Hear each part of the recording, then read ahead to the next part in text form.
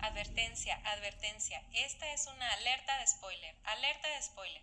Aquí te enterarás de lo que te dirá la palabra de Dios en esta próxima misa dominical, nada más y nada menos que el primer domingo de Cuaresma.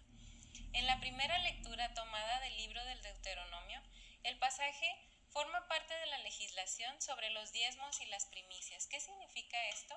La ofrenda de las primicias era un rito esencialmente religioso.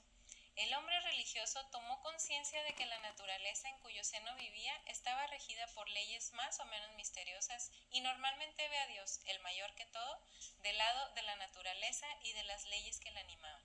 La ofrenda de las primicias era, pues, el acto mediante el cual el hombre reconocía que la naturaleza había venido en su ayuda porque Dios había ordenado sus leyes de forma que fueran una bendición para él.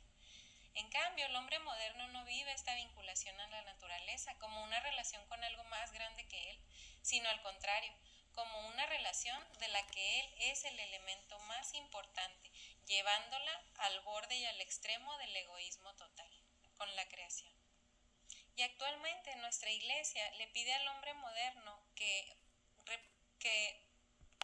practique la caridad ofreciendo las primicias del diezmo, con lo cual le regresa a Dios algo de lo que Él le ha dado. Y el misterio pascual para los antiguos era lo que se narra aquí. El Señor nos hizo salir de Egipto con mano poderosa, el cual este misterio vino a reconfigurar Cristo con su Pascua. También vemos que en los dos calendarios más antiguos se dice que no hay que presentarse ante Yahweh con las manos vacías, y la definición de algunos comentaristas como credo cultual tiene un carácter rítmico. La declaración del versículo 3 subraya la fe deuteronomista sobre la posesión de la tierra como el cumplimiento de la promesa divina. Esto que te mencioné nos lo ha dicho la nueva guía de la Asamblea Cristiana, así como se tomó también del comentario bíblico de San Jerónimo, y lo que los comentaristas denominaban como credo cultual con carácter rítmico tiene que ver también con la simbología de las imágenes de nuestro Señor Jesucristo orando en el huerto antes de su pasión a la luz de la luna llena, ante el pueblo de Israel, que coincide con las fiestas lunares, y la celebración de la Pascua, que debía celebrarse en la primera luna llena después del equinoccio de primavera.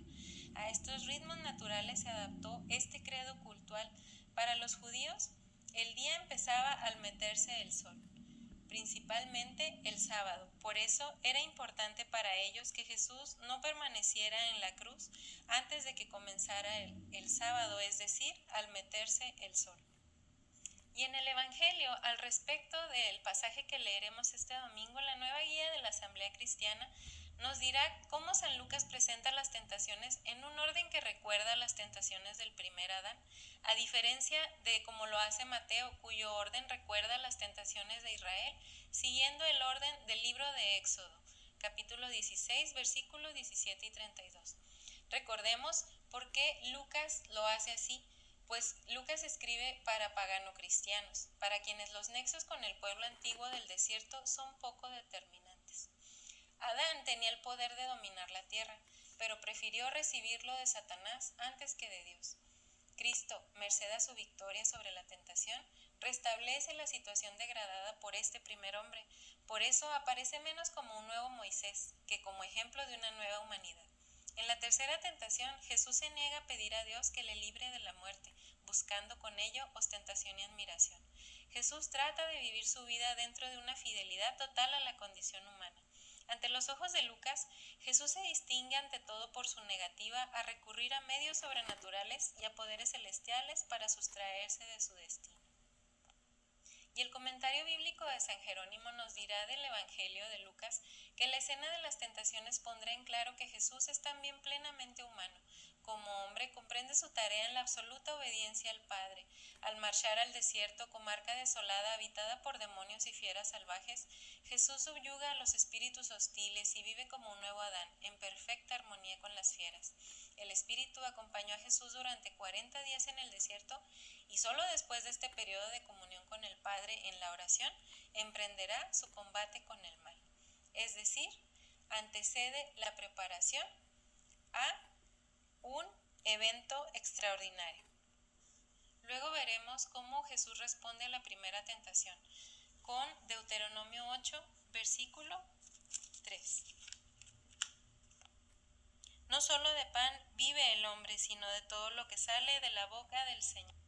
Y también al rechazar un mesianismo político, Jesús cita de nuevo el libro del Deuteronomio, capítulo 6, versículo 3. Temerás solo al Señor tu Dios, a Él solo servirás y jurarás por su nombre.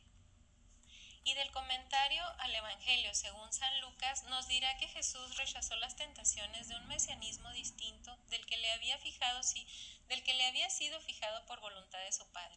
La razón de que San Lucas invierta el orden de la segunda y la tercera tentación de San Mateo obedece a una razón catequética, que era para colocar en la cúspide de la redacción la tentación más fuerte para los destinatarios de su Evangelio, que eran cristianos de la Asia Menor, solicitados por religiones mistéricas y espectaculares. Los discípulos de Jesús siempre, a lo largo de todos los siglos, sentirán la tentación de reducir a fines utilitarios simplemente humanos el mesianismo de su Maestro, a reducir los valores religiosos al nivel de las realizaciones terrestres y prácticas. Y a propósito de las tentaciones, del pasaje de las tentaciones que veremos este domingo, tenemos un comentario bíblico bellísimo de San Agustín de Hipona. El Cristo total era tentado por el diablo, ya que en él eras tú tentado. Cristo en efecto tenía de ti la condición humana para sí mismo. Si en él fuimos tentados, en él venceremos al diablo. Reconócete a ti mismo tentado en él y reconócete también a ti mismo victorioso en él. Hubiera podido impedir la acción tentadora del diablo, pero entonces tú, que estás sujeto a la tentación, no hubieras aprendido a vencerla.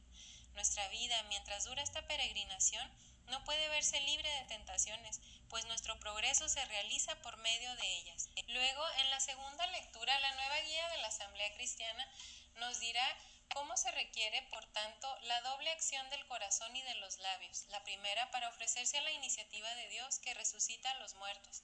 La segunda para diferenciarse del judío y del pagano mediante la profesión Jesús es Señor, y para situarse sin sentirse avergonzado frente al mundo, con el fin de ser reconocido por Dios en el juicio final. Y de la Herder nos dirá que el apóstol Pablo quiere dejar claro que de hecho la fe y la confesión son los únicos requisitos para la salvación. La diferencia entre judíos y gentiles carece ahora de importancia frente a lo esencial, que es el logro de la salvación. Y también respecto a la segunda lectura, el comentario bíblico de San Jerónimo nos dice que la idea de Pablo alude a las palabras de Moisés en la Torá, tomada del Deuteronomio capítulo 30, versículo 11 al 14. Lo mismo que Moisés trataba de convencer a los israelitas de que la observancia de la ley no exigía escalar las mayores alturas o descender a lo más profundo, también Pablo juega con las palabras de Moisés, aplicándolas en sentido acomodático al mismo Cristo. Las alturas han sido escaladas y las profundidades sondeadas. Al hombre solo se le pide que acepte en la fe lo que ya ha sido hecho en beneficio suyo y que se identifique con Cristo, que es la salvación y la justicia del hombre. Y luego, para reforzar este mensaje de la tentación y de la victoria de Jesús, nos viene el Salmo 90. Tú eres mi Dios y en ti confío. En este salmo, el himno triunfal de la confianza en Dios, su mensaje es la protección que Dios otorga a los que tienen puesta en él su esperanza. La Iglesia lo pone en las completas del domingo, y la enseñanza sobre esa lealtad de Dios indefectible y protectora es aplicable también a la verdad de Dios, la cual nos defiende como un escudo, tanto de nosotros mismos cuanto de Satanás y del mundo, contra las tremendas seducciones del error. Pero ¿qué crees? ¿Sabías que de este salmo es de donde Satanás obtuvo la excusa para tentar a Jesús? Nada más y nada menos que del versículo 10 al 12. No te alcanzará ningún mal, ninguna plaga se acercará a tu tienda, porque Él te encomendó a sus ángeles para que te cuiden en todos tus caminos. Ellos te llevarán en sus manos para que no tropieces contra ninguna piedra. ¿Lo sabías? Y para culminar con la reflexión de este primer domingo de Cuaresma, tenemos un mensaje hermoso de la Santísima Virgen, nuestra Madre, a los sacerdotes, sus hijos predilectos. Caminad por la senda de la penitencia y de la mortificación. Os pido el ayuno corporal como medio para mortificar vuestros sentimientos